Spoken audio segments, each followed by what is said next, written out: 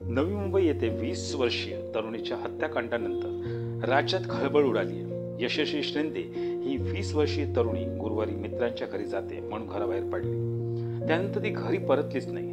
दरम्यान शुक्रवारी रात्री उशिरा उरण तालुक्यातील कोटनाका येथील पेट्रोल पंपाजवळ निर्जन रस्त्यावर धक्कादायक अवस्थेत एक मृतदेह आढळला। हा मृतदेह यशस्वी शिंदे हिचा असल्याचे उघड झाले। शवविच्छेदन करतेवेळी पीडिताची अवस्था पाहून डॉक्टरही हादरले। यशस्वीचा शवविच्छेदनाचा अहवाल समोर आला आहे। चला तर पाहूया की नक्की काय झालं असेल। शुक्रवारी रात्री उरण पोलीस ठाण्यातील तपास शाखेच्या पोलीस कर्मचाऱ्याला कोटनाका येथील रस्त्यावर एक मुलगी रस्त्याच्या थारोळ्यात पडली असून भटके कुत्रे तिथे फिरत असल्याची माहिती दिली। प्राण्यांनी चावा घेतल्याने मुलीचा चेहराही विद्रूप झाल्याचे पोलीस पथकाला आढळून आले। तसेच तिच्या खांद्यावरही मांसही खाल्लेले दिसले।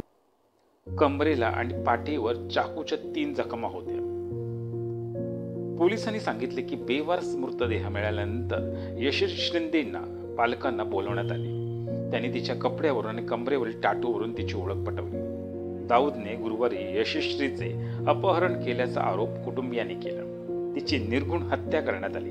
यावरही दाऊदचे समाधान झाले नाही म्हणून त्याने यशस्वीचा प्रायव्हेट पार्ट दगडाने ठेचला। कुत्र्यांनी तिच्या शरीराचे लचके तोडावे म्हणून मृतदेह झुडपातील कचराकुंडीत फेकून दिला। यशस्वीच्या डोक्यावरील केसही कापले गेले। तरुणीच्या शवविच्छेदनात अहवाल समोर आला आहे आणि असं निष्पन्न झालं आहे की प्रथम दर्शनी हा खून एकट्यानेच केला असावा असे दिसत आहे। 2019 मध्ये याच संशयित आरोपीवर याच मुलीने पोस्को अंतर्गत गुन्हा दाखल केला होता। त्यामुळे त्याला 6 महिने तुरुंगात राहावं लागलं होतं। त्यानंतर तो बाहेर पडला आणि त्याने विचार केला की आता आपण काटा काढायचा। हिच्यासोबत जवळीक झाली आणि तिला मारून टाकल्यावर तिच्या शरीरावर ज्या जखमा होत्या त्या काही प्राण्यांनी तिच्या शरीराचे लचके तोडले होते। गुन्हेगार पकडला गेलाय पण ही घटना आपल्या मनावरती खूप मोठा पडसाद उमटवते। तुम्हाला या घटनेबद्दल काय बोलायचंय तुम्ही ते कमेंटमध्ये सांगा आणि पाहत राहा।